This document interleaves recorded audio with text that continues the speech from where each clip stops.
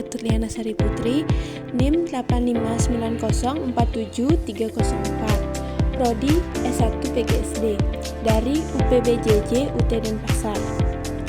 Kali ini kita akan menjelajahi perkembangan Pancasila dalam konteks sejarah dari masa ke masa, yaitu awal kemerdekaan, RIS, demokrasi terpimpin, Orde Baru, dan reformasi sampai sekarang. Pancasila bukan hanya dasar negara, tetapi fondasi yang terus berkembang. Mari kita lihat bagaimana nilai-nilainya tercermin dalam sejarah Indonesia. Yang pertama, masa awal kemerdekaan pada tahun 1945 sampai dengan 1959. Pancasila resmi menjadi dasar negara dan pedoman hidup bangsa Indonesia setelah disahkan pada tanggal 18 Agustus 1945. Periode ini diwarnai oleh banyak pemberontakan yang ingin mengubah dasar negara, seperti pemberontakan PKI di Madiun, DI atau TII, dan RMS. Terdapat tantangan dalam penerapannya sehingga diperlakukan adaptasi. Yang kedua, masa Republik Indonesia Serikat atau RIS pada tahun 1949 sampai dengan 1950. Setelah pengakuan kedaulatan, Pancasila menjadi landasan untuk menyatukan wilayah terpecah, menegaskan persatuan dan kerakyatan dalam menghadapi tantangan integrasi. Masa ini menerapkan ideologi liberal dengan sistem voting yang berbeda dari sila keempat.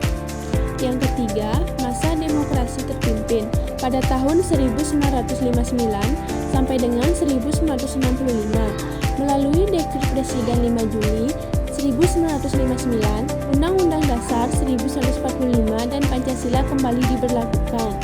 Pancasila dipahami sebagai ideologi yang mampu menyatukan ideologi yang berbeda, yang kemudian dikenal dengan konsep NASKOM atau nasionalisme, agama, dan komunisme.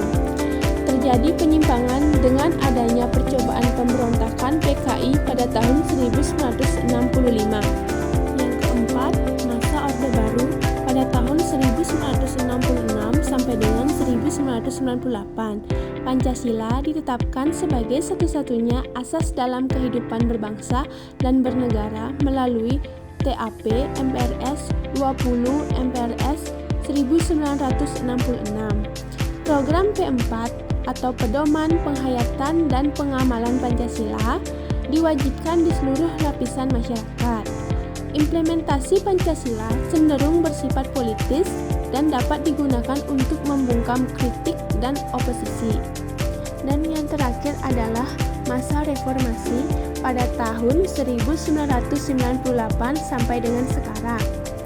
Pancasila tetap menjadi dasar negara, namun dengan penafsiran yang lebih demokratis dan terbuka. Berbagai peraturan yang bertentangan dengan nilai Pancasila dihapuskan atau diperbaiki. Pancasila digunakan sebagai panduan untuk memperkuat identitas nasional dalam menghadapi tantangan globalisasi, radikalisme, dan intoleransi.